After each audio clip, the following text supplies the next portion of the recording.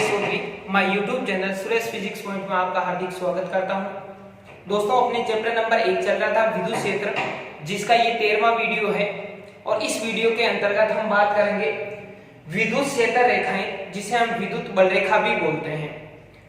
उसके बाद में हम बात करेंगे एग्जाम्पल नंबर 1.16 और एग्जाम्पल नंबर 1.17। इन दोनों एग्जाम्पल्स और एक टॉपिक की चर्चा इस वीडियो के अंतर्गत करेंगे। तो बढ़ते हैं अपने वीडियो पर।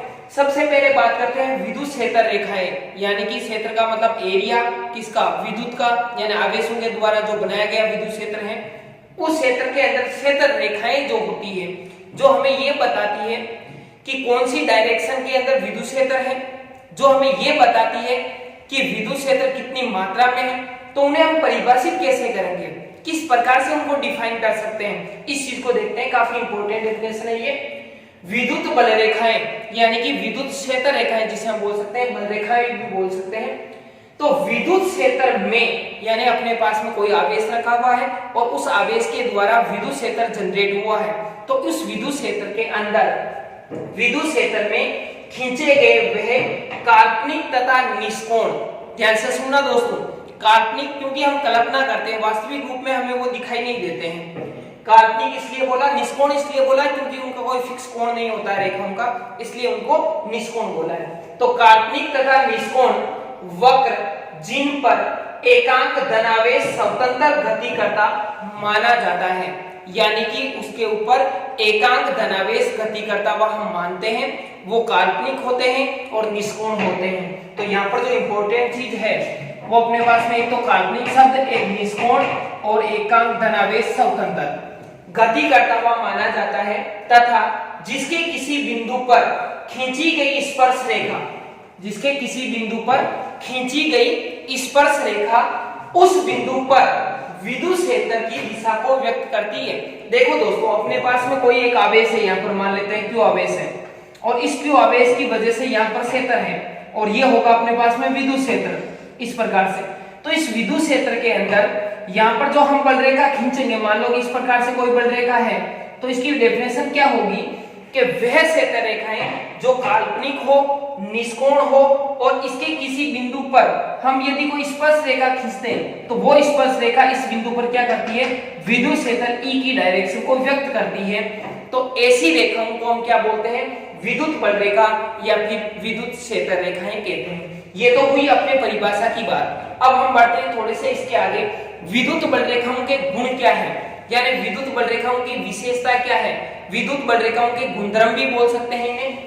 तो विद्युत क्षेत्र रेखाएं या विद्युत बल रेखाओं के गुणधर्म, तो नंबर 1, विद्युत क्षेत्र रेखाएं धन आवेश से बाहर निकलती है, जबकि ऋण आवेश में क्या होती है, प्रवेश करती है। दोस्तों, हमेशा ही कोई भी धनावेशित वस्तु होगी या कोई भी धन चार्ज होगा, उसमें से विद्युत बल रेखा सदैव क्या निकलेगी, बाहर निकलेगी। इसके बाद में बात करते हैं सेकंड पॉइंट की।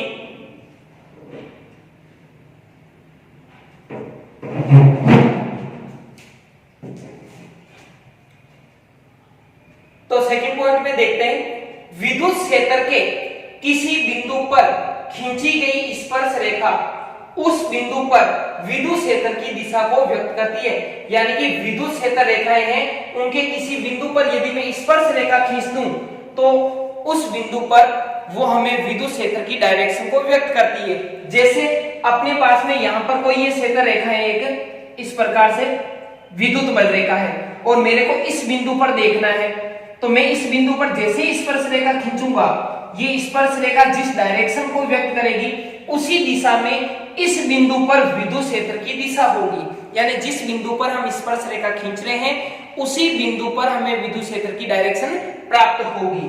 बढ़ते हैं नंबर 3 पॉइंट पर, विद्युत क्षेत्र रेखाओं की संख्या आवेश के परिमाण के समानुपाती होती है। देखो दोस्तों, कोई भी आवेश है, इससे विद्युत बल रेखाएं जब बाहर निकलती है, बाहर की ओर मूवमेंट करती है इस प्रकार से, तो कितनी मात्रा में ये बल रेखा बाहर निकलेगी, इनकी जो संख्या है वो इस आवेश के मान पर निर्भर करती है। यदि आवेश प्रबल है तो विद्युत बल रेखाओं की संख्या ज्यादा होगी, यदि आवेश थोड़ा सा दुर्बल है या कम परिमाण का है तो विद्युत बल रेखाओं की संख्या कम होगी।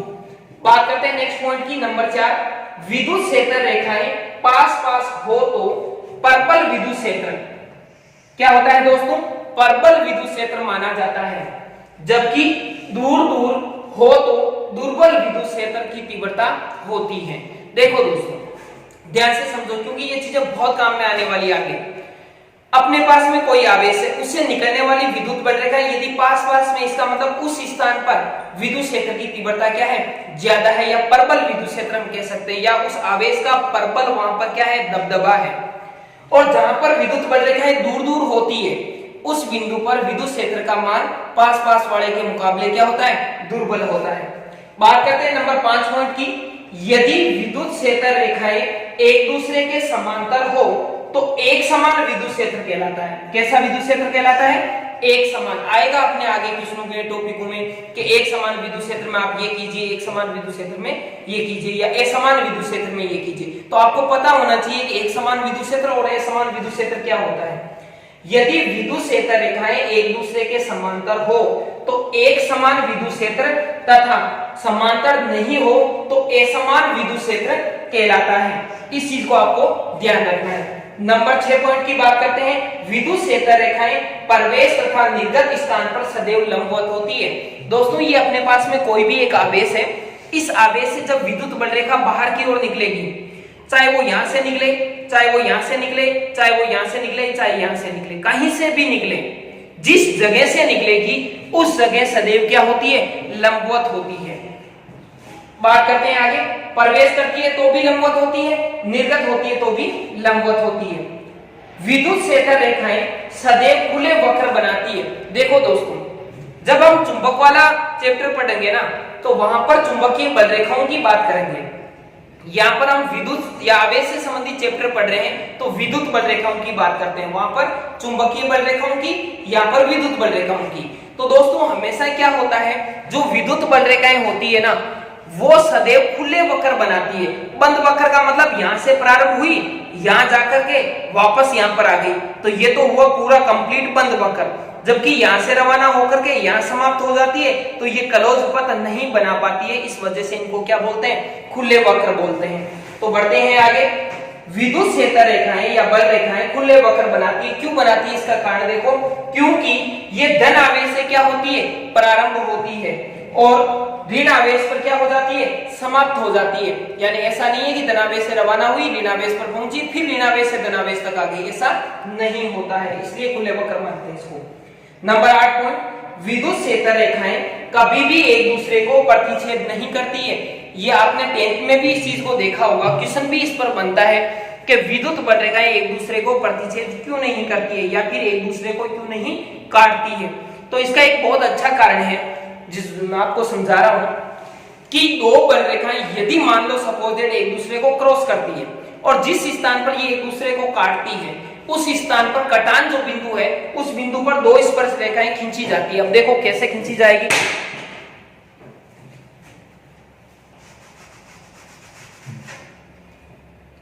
यहां पर मानते हैं कि एक विद्युत बल रेखा इस प्रकार से इधर जा रही है, एक विद्युत बल रेखा इधर से इस प्रकार से इधर जा रही है। तो ये जो कटान बिंदु है ना, इस कटान बिंदु पर दो स्पर्श रेखाएं खींची जाएगी, एक तो इस विद्युत बल रेखा के लिए, एक इस विद्युत बल रेखा के लिए।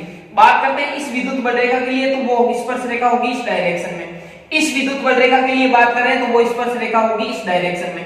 तो आपको पता है, हमने पहले ही पढ़ा है कि किसी बिंदु पर खींची गई स्पर्श रेखा उस बिंदु पर विद्युत क्षेत्र की दिशा को व्यक्त करती है। तो यहाँ पर इसका मतलब इस बिंदु पर विद्युत क्षेत्र इधर है या फिर इधर है, और एक ही बिंदु पर दो दो विद्युत क्षेत्र नहीं हो सकते। देखो मैं आपको एक सिंपल एग्जांपल से समझाता हूँ। एक वस्तु है और उस वस्तु पर एक बल लग रहा है इधर और एक बल लग रहा है इधर, ये वस्तु किधर जाएगी, एक ही साइड में जा सकती है ना। क्यों? क्योंकि दोनों बल मिलकर के एक ही बल का क्या करते हैं, निर्माण करते हैं। तो यहाँ पर दोस्तों दो बल रेखाएं यदि एक दूसरे को काटती है तो दो हमें विद्युत क्षेत्र की दिशा प्राप्त होती है, जबकि किसी बिंदु पर दो दो विद्युत क्षेत्र नहीं हो सकते, एक बिंदु पर एक ही विद्युत क्षेत्र होगा। इसलिए हम कह सकते हैं कि दो बल रेखाएं कभी भी एक दूसरे को प्रतिच्छेद नहीं करती। पढ़ लेते हैं लाइन जो लिखी हुई है। विद्युत क्षेत्र रेखाएं कभी भी एक दूसरे को प्रतिच्छेद नहीं करती है, क्योंकि प्रतिच्छेद बिंदु पर दो स्पर्श रेखाएं दो विद्युत क्षेत्र की दिशा को व्यक्त करती है, जो कि संभव नहीं है। यही इसका परफेक्ट कारण है। तो उम्मीद करता हूं आपके 8 पॉइंट समझ में आए होंगे। इससे आगे बढ़ते हैं, उससे पहले आप स्क्रीनशॉट लो इसका, फिर बढ़ते हैं आगे।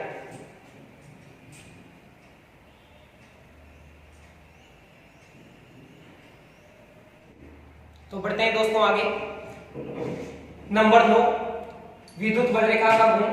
विद्युत क्षेत्र रेखाएं सदैव लंबाई के अनुदिश सिकुड़ने का प्रयास करती है। दोस्तों विद्युत बलरेखाएं जो होती है ना, जैसे अपने पास में दो आवेश है, दोनों आवेशों के बीच में जैसे ही हमने विद्युत बलरेखा खींची प्लस से माइनस की ओर, तो ये जो लंबाई है ना दोनों आवेशों को मिलाने वाली, इस लंबाई के अकॉर्डिंग वो सिकुड़ने का प्रयास करती है। देखो यहाँ पर इसको देखने पर ऐसा पता चलता है कि अपने पास में एक प्लस और एक माइनस आवेश है और दोनों आवेशों के बीच में जो विद्युत बलरेखा है वो सिकुड़ने का प्रयास कर रही है, नजदीक आने का प्रयास करती है। तो ये कहता है कि लंबाई के अनुदिश, यानी कि ये लंबाई होगी इसके अनुदिश सिकुड़ने का प्रयास करती है, जिससे स्पष्ट होता है कि विपरीत प्रकृति के आवेशों के मध्य आकर्षण होता है। देखो यहाँ पर एक प्लस एक माइनस, यदि ये सिकुड़ रही है, सिकुड़ने का मतलब क्या हुआ, सिकुड़ना क्या दर्शाता है, सिकुड़ना ये दर्शाता है कि इन दोनों के बीच में आकर्षण हो रहा है, ये नजदीक आने का प्रयास कर रहे हैं, इस वजह से विद्युत बलरेखा क्या हो रही है, सिकुड़ रही है। तो ये पॉइंट हो गया। बात करते हैं 10 नंबर पॉइंट की, कि विद्युत क्षेत्र रेखाएं सदैव लंबाई के लंबवत फैलने का प्रयास करती है। तो दोस्तों ये इनकी लंबाई हो गई और ये इस लंबाई के लंबवत लाइन हो गई। तो लंबाई के लंबवत लाइन आप यहाँ पर आप ध्यान से देखोगे ना, तो ऐसा लग रहा है कि ये फैलने का प्रयास कर रही है, एक दूसरे से दूर जाने का प्रयास कर रही है।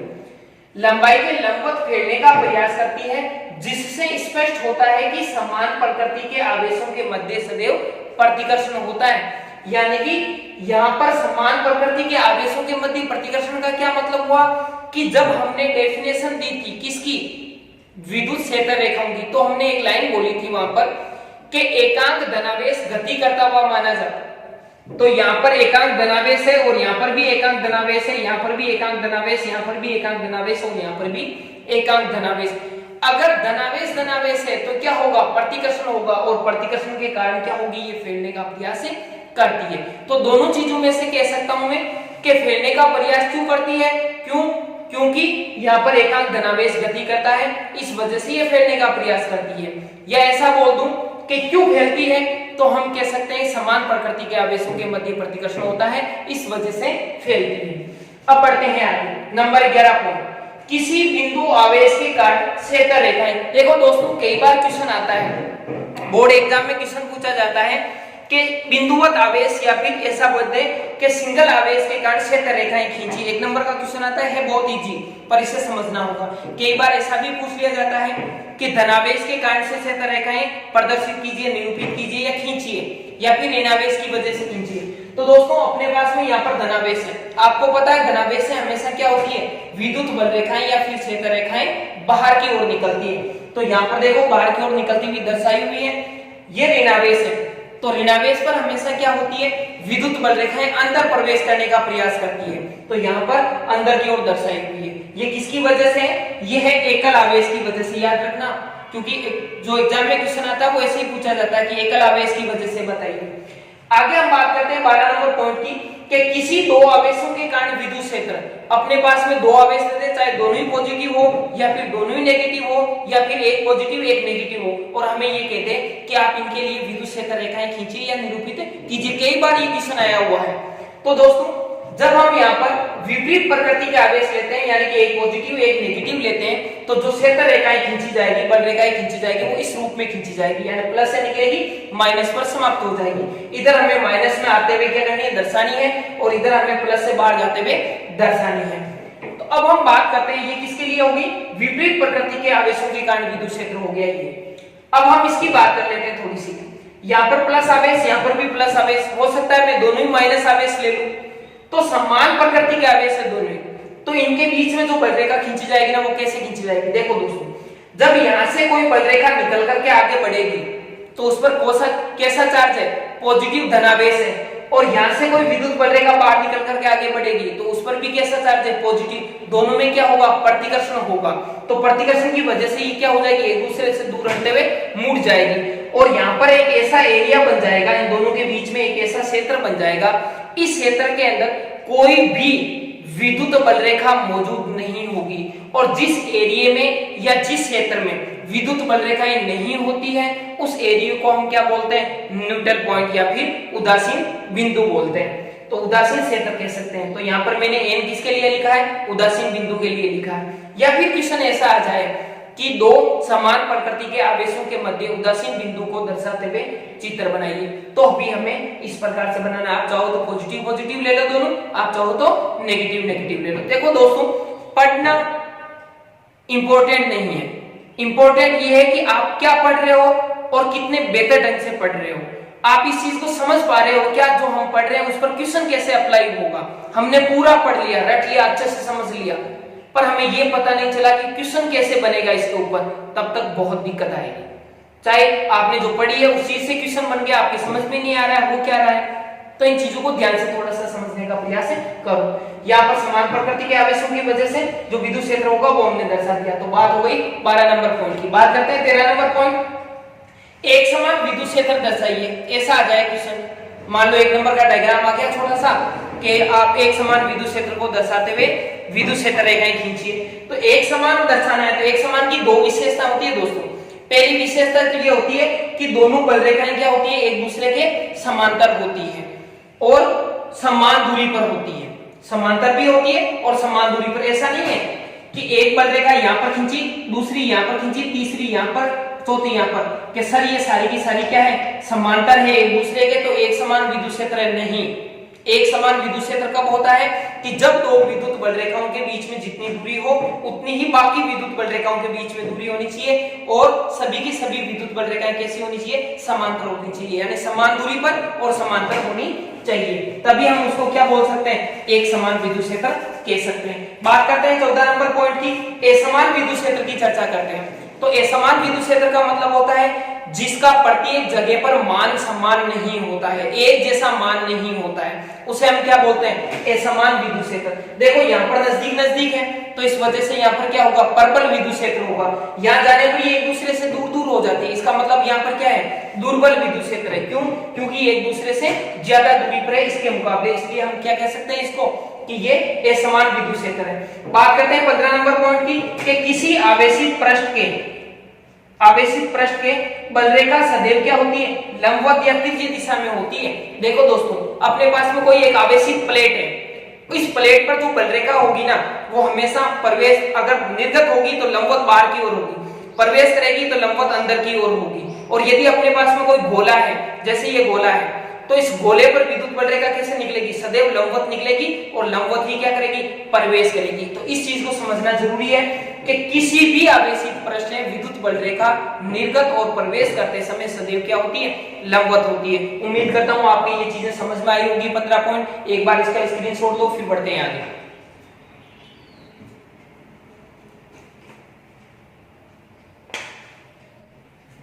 तो दोस्तों बात करते हैं, नेक्स्ट एग्जांपल अपने पास में है 1.16। इसमें क्या कहता है कि एक 5 × 10⁻⁴ कूलम आवेश पर 2.25 न्यूटन बल कार्य करता है। यानी अपने पास में एक आवेश है जिसके ऊपर कितना बल लग रहा है, 2.25 न्यूटन का बल लग रहा है। आगे हमसे पूछ क्या रहा है कि उस बिंदु पर विद्युत क्षेत्र की तीव्रता ज्ञात कीजिए। यानी हमें क्या करना है, उस बिंदु पर विद्युत क्षेत्र की तीव्रता का मान ज्ञात करना है। तो देखते हैं एग्जांपल नंबर 1.16।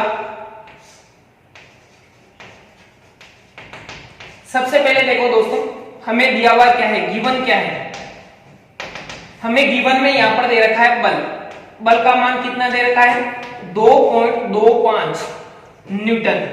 और हमें क्या दे रखा है, आवेश कितना दे रखा है, आवेश 5 × 10⁻⁴ कूलम। मात्रक सहित आपको लिख देना है। इसके बाद में हमें क्या करना है, फाइंड आउट लिखना है, यानी हमें ज्ञात क्या करना है, फाइंड टू। हमें यहां पर जो चीज ज्ञात करनी है वो करनी है विद्युत क्षेत्र की तीव्रता E, ये वैल्यू हमें ज्ञात करनी है। तो यहां से हम क्या करते हैं, वी नाउ दैट, यानी कि हम क्या जानते हैं, इसमें हमेशा सूत्र या सिद्धांत आता है। तो वी नाउ दैट के अंदर हम सूत्र क्या जानते हैं कि E बराबर क्या होता है, F/Q, ये हम जानते हैं विद्युत क्षेत्र की डेफिनेशन के अकॉर्डिंग। तो यहां पर वैल्यू लिखना प्रारंभ करते हैं इसके अंदर। तो यहां से हो जाएगा E बराबर F का मान कितना है, 2.25 बटा Q का मान कितना दे रखा है 5 इंटू 10 की घात माइनस के 4। तो दोस्तों हम सबसे पहले क्या करते हैं, जो भी घातांक दे रखी है उनको सोल्व करने का प्रयास करते हैं। तो यहां पर आ जाएगा E बराबर 2.25 बटा 5 इंटू 10 की घात कितनी हो जाएगी 4। अब देखो यहाँ पर पॉइंट है दो संख्या बाद में, तो या तो इस पॉइंट को हटाने के लिए नीचे एक लिख करके जितने जीरो संख्या है उतने जीरो लिख दो, या फिर एक काम करो कि यहाँ पर हमें पॉइंट हटाना है, इसका मतलब इस संख्या को बड़ी बनाना है। तो यहाँ पर बड़ी बनाने के लिए यहाँ पर हम छोटा रूप इसका ऐड कर देंगे। कैसे करेंगे उस चीज को समझो। देखो E बराबर यहाँ पर मैं लिख सकता हूँ कितने 225। अब मैंने पॉइंट हटा दिया यहाँ से और यहाँ पर अपने पास में कितना आ गया 5 आ गया, इंटू यहाँ पर कितना है 10 की घात 4 प्लस का, यहाँ से पॉइंट हटाया कितनी संख्या के बाद में था पॉइंट 2 संख्या के बाद में, तो इंटू में कर दूं 10 की घात माइनस के 2। अब देखो क्या होगा, यहां से इंप्लाई दैट E बराबर यहां पर 225 के अंदर 5 का भाग कितनी बार जाएगा 45 बार, पहले इसके अंदर 20 में 4 बार, 2 बच गया 25, 25 में 5 बार, इंटू इधर क्या रहा प्लस की कितनी है 4 माइनस की कितनी है 2, तो यहां पर बचेगी प्लस की 2। और हमेशा जो अपने पास में आंसर लिखे जाते हैं वो आंसर एक संख्या के बाद में पॉइंट से लिखे जाते हैं। तो यदि मैं यहाँ पॉइंट लगाता हूं तो यहाँ पर एक घात बढ़ जाएगी, क्योंकि बड़ी राशि छोटी करनी है तो यहाँ पर बढ़ाना पड़ेगा। तो ये अपने पास में हो जाएगा 4.5 इंटू 10 की घात 3। यदि एक वापस दे देंगे इसको तो 45 हो जाएगा, और इसका मात्रा क्या होगा न्यूटन प्रति कूलम। तो उम्मीद करता हूं दोस्तों आपके समझ में आया होगा ये एग्जांपल। एक बार इसका स्क्रीनशॉट लो, फिर बढ़ते हैं आगे।